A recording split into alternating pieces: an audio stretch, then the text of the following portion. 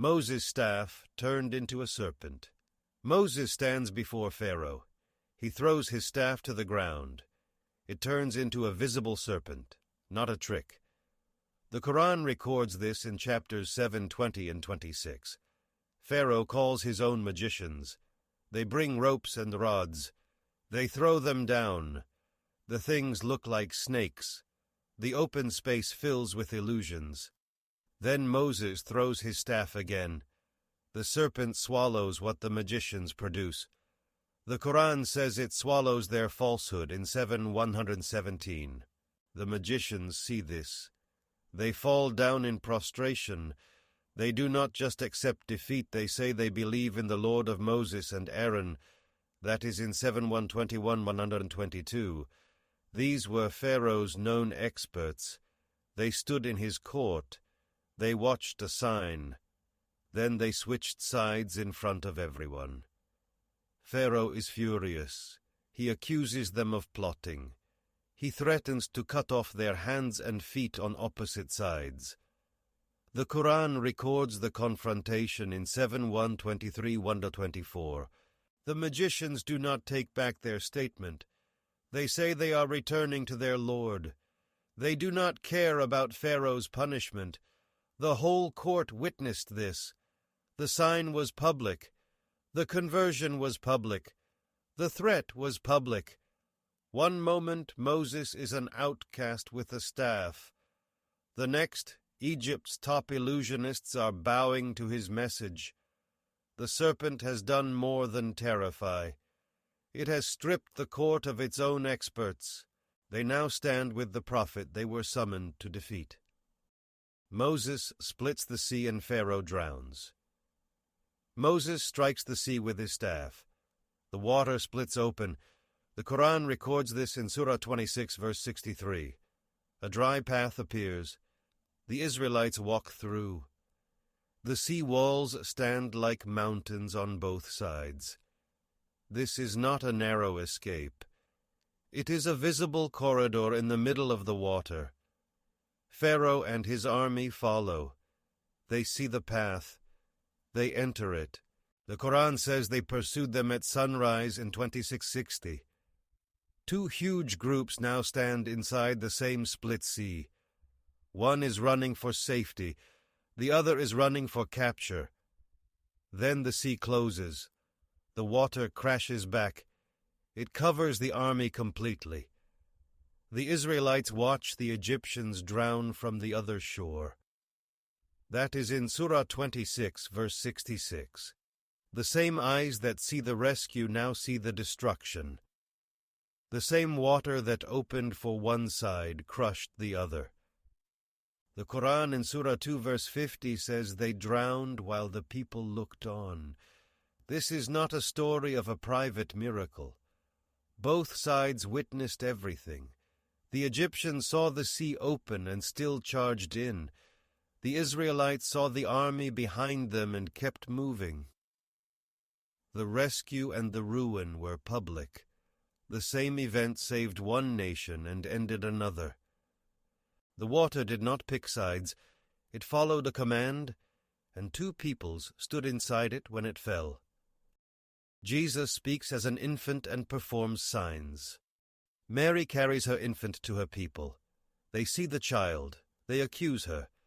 They ask how a baby could come from someone unmarried. Mary points to the infant. They say they cannot speak to a child in the cradle. Then the infant opens his mouth. He speaks clearly. He says he is the servant of God.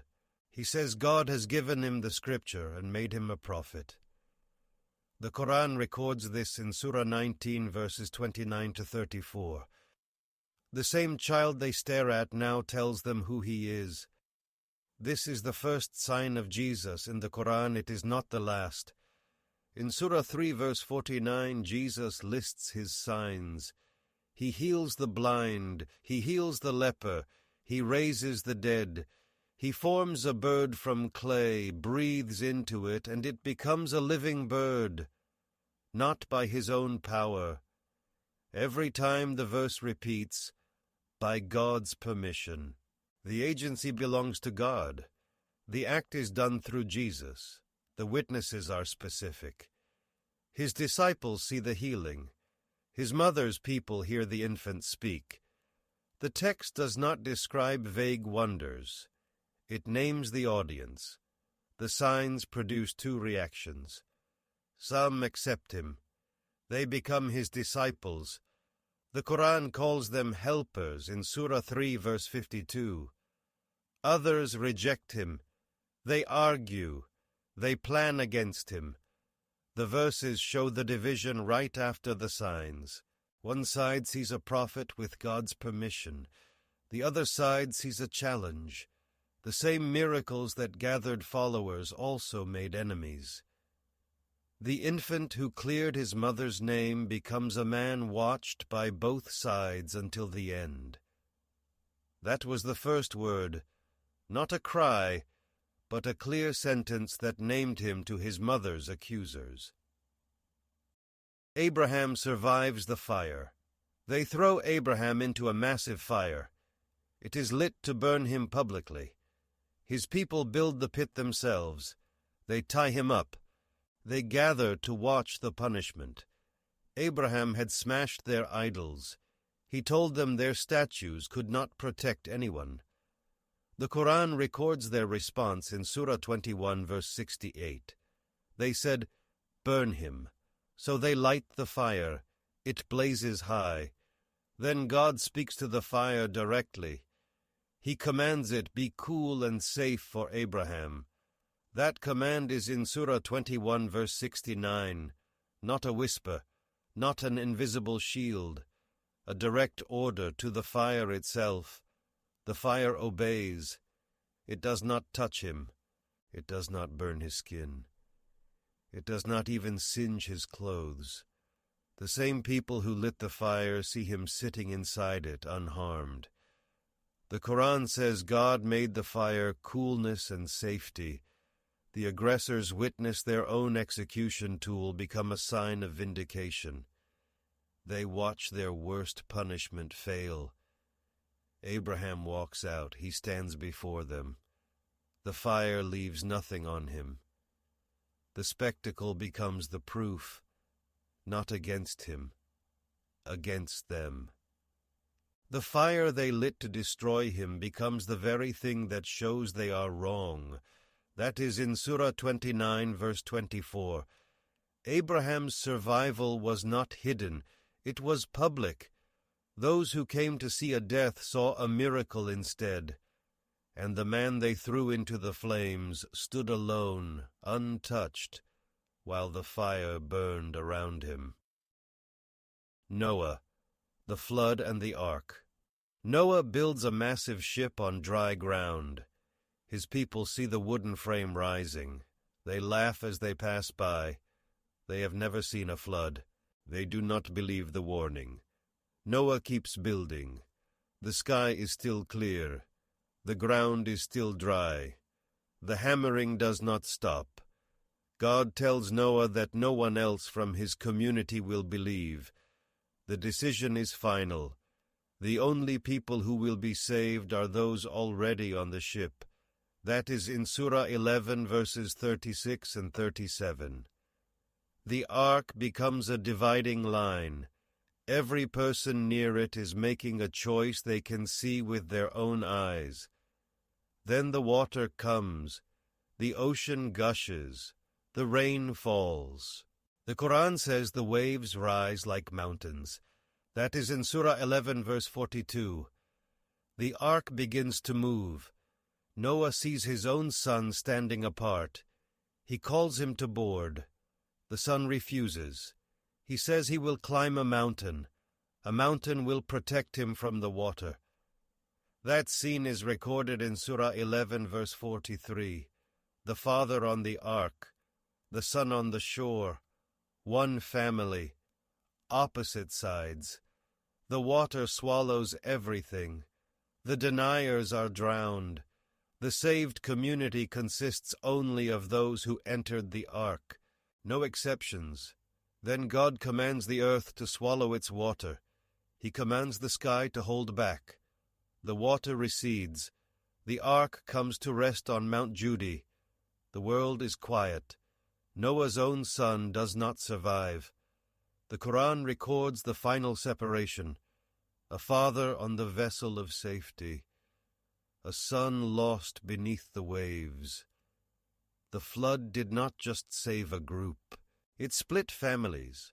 Fathers on the ark, others on the shore, with waves heaving between them so no one that day could wade back across.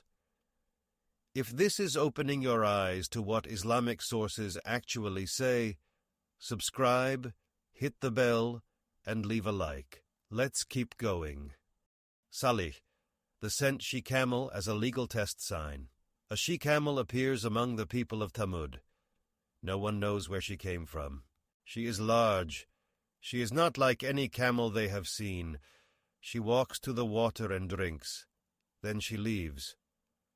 The Quran records in Surah 26, verse 155, that God said, "This is a she-camel. She shall have her share of water, and you shall have your share on a known day."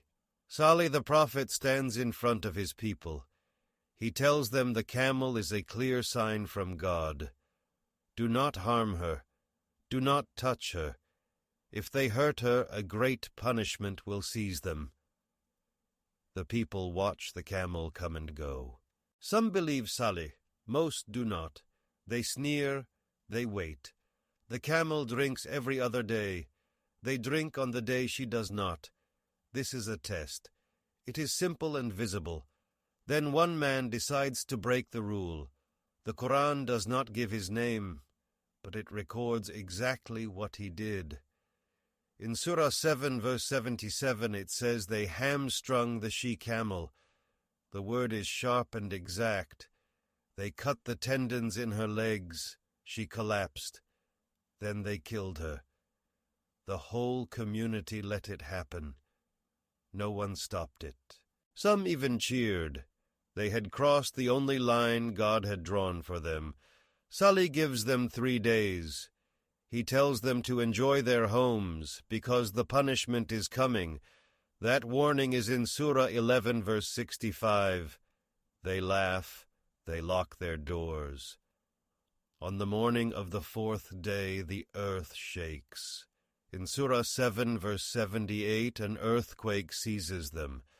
By sunrise, they are all on their faces, dead in their homes. The camel was the sign. The killing was the crime. The silent city was the verdict. Solomon. Command over jinn, birds, wind, and the Queen of Sheba encounter. A hoopoe comes back with intelligence. It tells Solomon about a queen who rules a people that worship the sun. The Quran records this in Surah 27, verse 22. Solomon sends her a letter with just one sentence. Come to me in submission. She decides to visit. But before she arrives, Solomon wants her throne. He asks his jinn who can bring it. One Ifrit steps forward. He says he can fetch it before Solomon stands. Another man with knowledge from the book says he will bring it before Solomon blinks. In verse 40, the throne is suddenly there in front of him. The court watches it appear. This is not a single miracle. The Quran shows Solomon managing a whole system. The wind itself carries his armies. Surah 21, verse 81. Jinn build and dive for him. Surah 34, verses 12 and 13. He uses birds as messengers. His power is command, not a trick. When the queen enters, she sees her own throne. She is asked if it looks like hers. She says yes. Then she walks forward across a smooth glass floor. She thinks it is water. She lifts her skirt. Solomon tells her it is glass. She realizes. In Surah 27, verse 44, she says, My Lord, I have wronged myself, and I submit with Solomon to the Lord of all worlds. The whole court saw the throne move. Now they see a foreign queen kneel. Muhammad, The moon split. Sam al-Qamar. Some men from Quraysh came to the Prophet. They wanted a sign right there in the sky. They said if he was a true messenger, he should split the moon. The Quran begins Surah 54 with just 6 words. The hour has drawn near and the moon has split. That is the whole verse. It does not name who asked. It does not say who watched. It is a statement, short, heavy. But the story does not end at the verse. Classical scholars like Ibn Kathir looked into the hadith collections. They found a narration from Anas ibn Malik. He said the people of Mecca asked for a sign, and the Prophet showed them the moon divided into 2 clear pieces.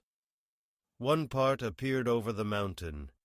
The other part stood beneath it. A single line of scripture opens onto a full scene. The Meccan crowd saw the moon split. They saw it with their own eyes. Yet the next verse in the Quran records their reaction. Not belief, not submission. They said, "This is passing magic." They turned away. A sign becomes a test, and the witnesses failed it.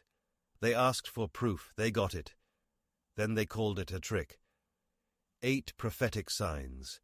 8 scenes with people watching.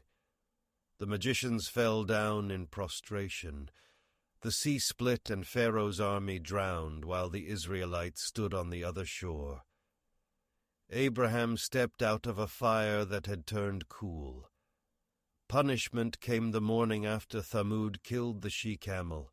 Each verse shows who saw the sign and what followed.